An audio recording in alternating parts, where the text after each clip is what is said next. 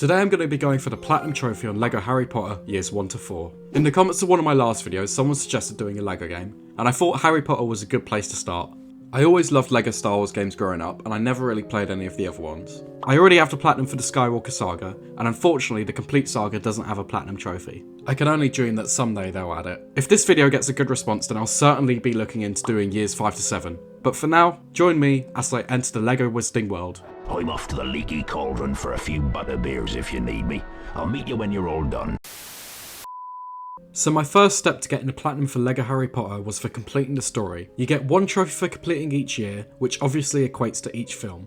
Each year has 6 missions, and each mission has different collectibles, which we will be coming back for later. Throughout the story I gained a couple miscellaneous trophies. One was for collecting 500 ghost studs. This is practically unmissable as I got this in year 1. One is for defeating 20 enemies as Fang. Fang is the dog that accompanies you in the Chamber of Secrets. And one is for knocking over 10 characters using a rideable object. Again, this one is practically unmissable. Like all LEGO games at the beginning, you can input cheats. And whilst this game is easy as it is, the only cheat I inputted was to multiply my stud gain. This was to save any late game grinding for studs. Because of this, I also earned a trophy in the second mission for collecting 10 million studs in one level.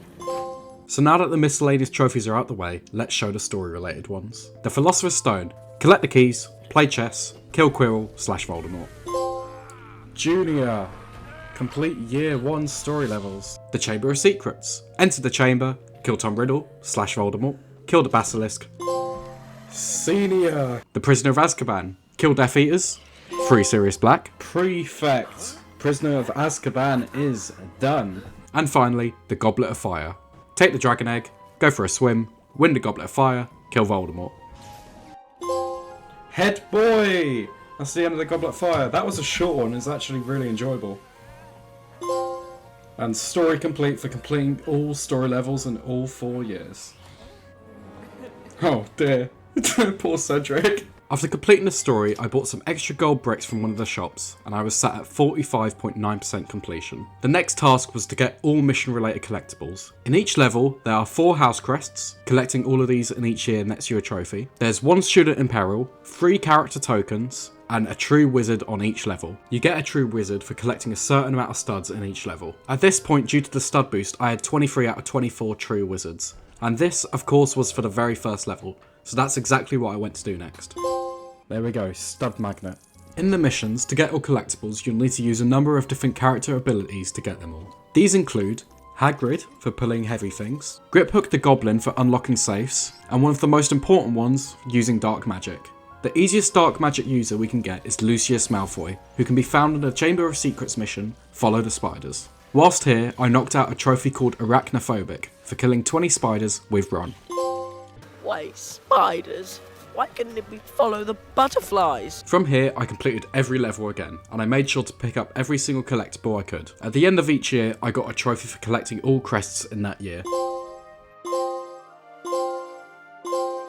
After doing this, I was 66.4% through the overall completion. And next came the most tedious part of this grind, the castle and ground collectibles. Now don't get me wrong, for a game released in 2010, the castle is awesome. Much better than some of the other Harry Potter games. I'm talking about you, Half-Blood Prince. The main issue is just the grind of going room to room, swapping characters and doing the same puzzles over and over again. Luckily, this grind doesn't even script the surface of that into Skywalker Saga. And listen, if I can do that, I can do any LEGO game. Whilst getting some collectibles, Hermione has to use her time turner to put you back in time in the same room. We get a trophy for using this for the first time. When I was in the library, I made sure to turn music off and volume down to 0 for the trophy Quiet Please. Eventually, we started reaching an end to this grind and saved the last student in peril. At this time, I also got the trophy Power Up for collecting all of the red bricks. Now that this was done, I had collected every character. Or so I thought. I was missing 3, so I went to buy every character I could to see what I was missing, and whilst buying all the characters, I unlocked some trophies.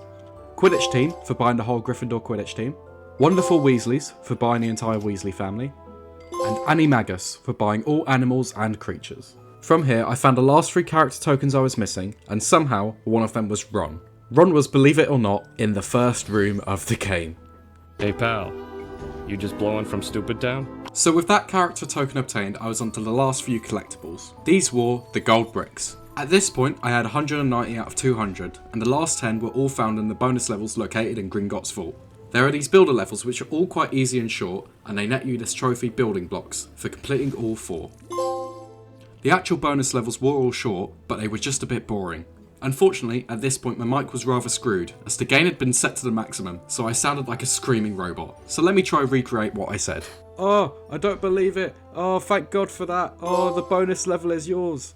My God, the bonus levels are so boring. I don't believe it. Okay, let's finish this game off. It was something like that. So all that was left to do here was unlock Lord Voldemort himself. To unlock Voldemort, you need to use the 200 bricks to build this portal where you can actually take control of him. After running around and destroying everything you see for about 10 minutes, you finally get the cutscene where Harold gets his magical scar.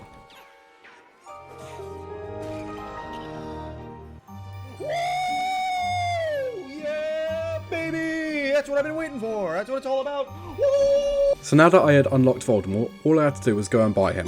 And after doing this, I should get the trophies for obtaining all variations of Voldemort and the 100%. Right? What do you mean? What do you mean? What do you mean? Okay, so it turns out I was missing purchasing one of the red bricks. So I bought this, and now we should get the 100%.